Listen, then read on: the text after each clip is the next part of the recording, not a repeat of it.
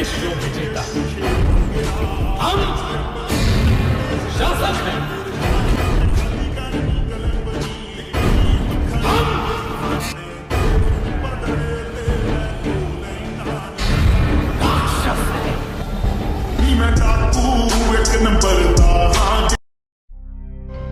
रावण के पक्ष में फैला पहला अर्ध सत्य यानी हाफ ट्रूथ ये है कि उसने अपने बाहुबल से साक्षात यमराज को जीत लिया था। यह सच है कि रावण ने यमलोक पर कब्जा किया, लेकिन बाहुबल से नहीं बल्कि वरदानों का सहारा लेकर राक्षसी छल से। हुआ यूं कि परम पिता ब्रह्मा से वरदान पाने के बाद रावण का अहंकार 7वें आसमान पर पहुंच गया। उसने तय किया कि वो 10 दिशाओं में अपनी जीत का झंडा फहराएगा। इसके लिए विजय यात्रा प्रारंभ की। उसने कई राजाओं और देवताओं को हराया, लेकिन उसे संतुष्टि नहीं मिली। उसे कुछ तूफानी करना था, कुछ ऐसा जो पहले किसी ने ना किया। इसके लिए उसके दिमाग में एक युक्ति आई कि सीधे यमराज को चुनौती दे दे, जो मृत्यु का देवता है। घमंड से भरे रावण ने यमलोक पर आक्रमण कर दिया। यमलोक का मुख्य द्वार तोड़कर वो सेना सहित भीतर घुस आया। एक जीवित प्राणी के यमलोक में घुसपैठ की खबर सुनकर यमराज गुस्से में भर आए। उनकी आंखें अंगारे की तरह लाल हो गई।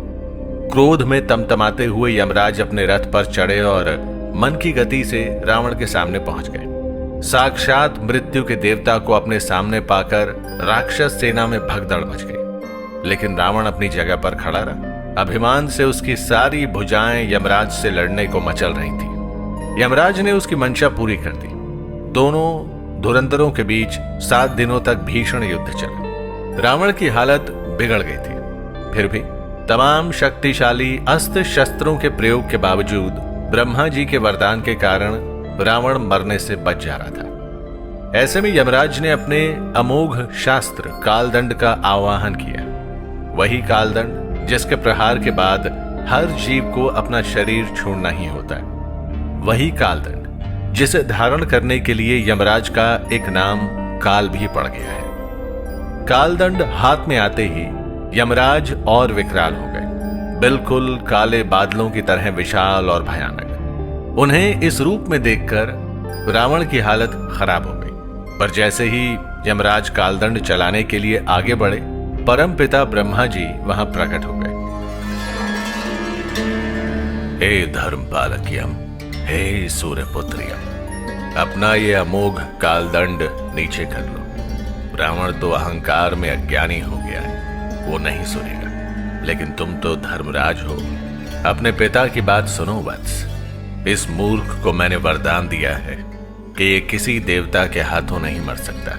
तुम्हारे हाथों की शोभा बढ़ा रहे इस कालदंड का निर्माण भी मैंने ही किया है, जिसका वार कभी भी विफल नहीं हो सकता।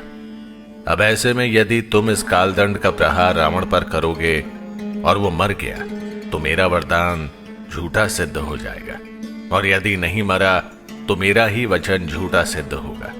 यह मूढ़मती तो मेरी बात नहीं सुनेगा, लेकिन तुम तो धर्म के पालक हो। मेरी बात मानो, कालदंड नीचे रख दो। परमपिता ब्रह्मा की बात मानकर यमराज ने कालदंड नीचे कर दिया और युद्ध क्षेत्र से अंतर्ध्यान यानी डिसअपियर हो गए। जिसके बाद मूर्ख रावण ने खुद को खुद से विजेता घोषित कर दिया।